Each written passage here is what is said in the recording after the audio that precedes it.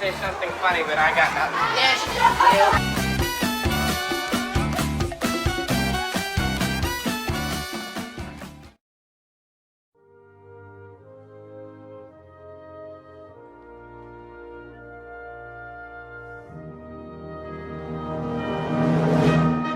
I pledge allegiance to the flag of the United States of America and to the republic for which it stands, one nation, under God, indivisible, with liberty and justice for all.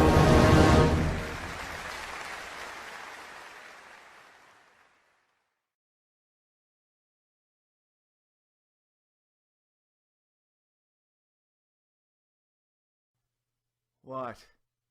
What? Oh, it's your birthday again. Yeah, so what am I supposed to do here? Am I supposed to sing happy birthday to you every time it's your birthday? All right, fine, this is it. Happy birthday to you. Happy birthday to you. Happy birthday to you. Happy birthday to you. All right?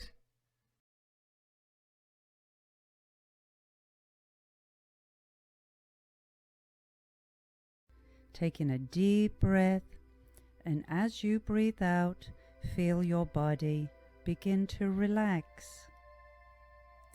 Listen to the sounds around you. Just observe what you can hear.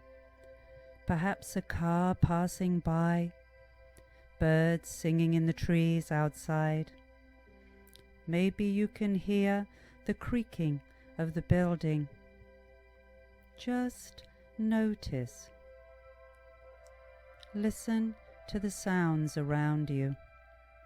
And with every sound that you hear, you become more and more relaxed, slipping deeper and deeper down, deeper and deeper down, more and more relaxed with every sound that you notice. Just notice and observe all of the subtle sounds around you as you are still, peaceful, quiet, and centered. You are still, peaceful, and quiet. Turn your attention inside your body now. See if you can hear the beating of your heart. If you are quiet enough and still enough, you can actually hear and feel the beating of your heart. Feel the energy flowing around your body, renewing, relaxing, nurturing and healing every cell within you with the beating of your heart. Now when you are ready, take in a deep breath, and as you breathe out, have a gentle stretch. Whatever feels comfortable for you right now, just like a cat waking up in the morning, you are feeling energized, confident, and deeply relaxed, ready to enjoy a beautiful, wonderful day. Hey guys, it's me again, Douglas.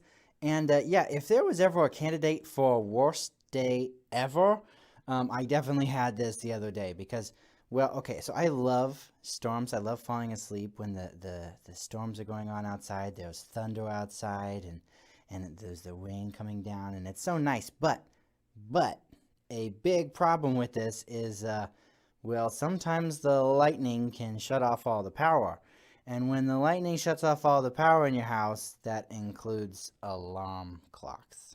Yeah, so the other day, it was a Monday, and there was a storm the night before that, and it killed my alarm clock. And so I woke up, and my dog Roscoe was licking me on the face. And so I was like, ew, gross, Roscoe, stop that. And I got up out of bed, and I looked out the window, and it was bright outside. And it's never bright outside when I wake up in the morning to get ready for school. And I looked over at my alarm clock, and yeah, it was not working, okay? And so because it plugs into the wall. It doesn't look like it plugs into the wall, but it does plug into the wall. And so I quickly got up out of bed, and I realized my whole house, everybody in my house was late. My dad was late, my mom was late, my brother was, we were all late. I was the first one to wake up, and so I went and I told everybody in the house. I was like, we slept in, because you know all of our alarm clocks were broken. And so we got all our stuff together, and we went out. My dad went to work, and my mom took me and my brother to school because we missed the bus, so we had to get driven to school. And this was the start to the worst day ever. Because, okay, first of all, I was late for school. And because we had to, you know, kind of be in a panic, we had to miss the bus and all this stuff. And my mom, she couldn't make us lunch. And it was crazy getting out of the house. And so, but we did. We got out of the house and we got to school. And I realized that I had forgotten my folder.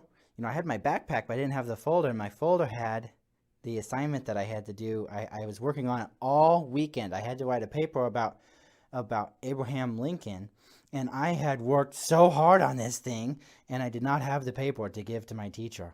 And then also, okay, so I didn't have my lunch, and so I had to get the school lunch, and at school lunch, they were having fried eggplant. And, you know, I don't mind vegetables. I like asparagus quite a lot, but eggplant is like some sort of mutant between like an egg and a plant. It's like a genetic abomination, okay? It is so slimy and nasty, and I hate it. They slapped it onto my plate, and I just, I hate it. Eggplant is the worst. And so I had to, all this stuff is all piling up, and we finally get home after school. It's the worst day. And I come in, and I walk into my room, and as soon as I open the door, I realized right that second that we had forgotten to let Wasco out. So Wasco left me a present in my room. I'm not going to tell you what it was, but I can tell you that it stinks. And I had to clean it up after him, and I was so mad. It was just the worst day ever, okay? And so I go into the living room, and I sit down on the couch, and I start watching TV, and I saw something that really changed my attitude. Because you see, there was this big forest fire, and it's still burning, I think, out in like the northwest of America, and it's burning down all kinds of stuff. Like whole towns are getting burned up in this forest fire, and it's really scary. And they showed this family whose house got burnt down, and I thought to myself, well, at least I'm not them. And the interviewer, he's talking to them, and well, first of all, they looked kind of happy. And when the interviewer was talking to them, they said, we are so grateful to be alive. And okay, they lost everything. They lost their whole house. All they had left was each other. And instead of being like, my Xbox was in there, they said, we are grateful. We're happy to be alive. And so they had a better attitude about life than I did. And it's because they had an attitude of gratitude. Yeah, I was thinking, I'm so glad I'm not them, but they were happier than I was, and it was all about gratitude. It was all about them being grateful. See, here's something that's kind of interesting, something that's kind of hard to understand sometimes, is the happiest person is not the person with the most stuff. No. Or even the most friends. The happiest person is the person who is most grateful for what they have, even if they don't have very much. You could have somebody who has so many things and everything's going right for them all the time, but they're not happy anyways. And that's because of their attitude, the way that they view their stuff and what's going on in their lives. And then you can have other people who, wow, they don't have barely anything, but they're thankful to God for what they have.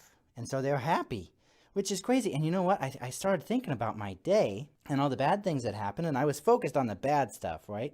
But there was actually all kinds of good stuff that happened. Yeah, and actually the bad stuff that happened was actually, in the end, good stuff. So like, okay, first of all, we woke up late, which was not a good thing. But my dog Wasco, he woke us up. And if he hadn't woken us up, then we wouldn't have woken up maybe at all. Maybe we would have missed the whole school day. Who knows? And yeah, I had been working on that class assignment about Abraham Lincoln all weekend, but my teacher actually let me do a spoken test, which I didn't even know that was a thing. So he just sat me down and he asked me about the facts that I put into my paper, and he gave me an A+, okay? A+. And I promise you, Well, I'm not that great of a writer yet, so I'll bet you that I would not have gotten anything better than maybe a B minus on that paper. Even though I worked really hard on it, I probably wasn't going to get higher than a B minus, but I got an A plus. And yes, I still do believe that eggplant is an abomination, but everything else in the school lunch was really good. They had lots of good stuff. They had like chips, and they had macaroni and things, and actually I kind of think maybe I might get the school lunch again sometime. I usually get what my mom makes me. And yeah, you know, Roscoe did make a mess in my room, but you know what? Roscoe is a really, really great dog. Yeah, he's like my friend. He does stuff, and he plays with me, and he does tricks and things, and he woke me up in the morning. So that's a great dog. So yeah, maybe I have to clean up after him every once in a while, but he is a great dog. And so if I had spent that whole day being grateful about the good things happening in my life, then that horrible day would have been a great day. It should have been a great day. And in fact, it was a great day. But all I had to do was change my attitude. I needed to be grateful for the good things I was getting. I'm grateful to God, because every good thing that we get in life is from God. And if we're grateful to Him, then our lives are going to be even better. If we have an attitude of gratitude, our lives will be the lives that God has planned for us. So that's my challenge to you guys, is that you guys would be grateful and you'd be thankful to God for all the awesome things that He gives you, even when things are not so great, even when things seem bad, because there's always something to be grateful about. If you focus on the good things in your life and you're thankful to God for the good things happening instead of just being mad about all the bad things that happen, then you will have the best life ever, even if things seem really bad.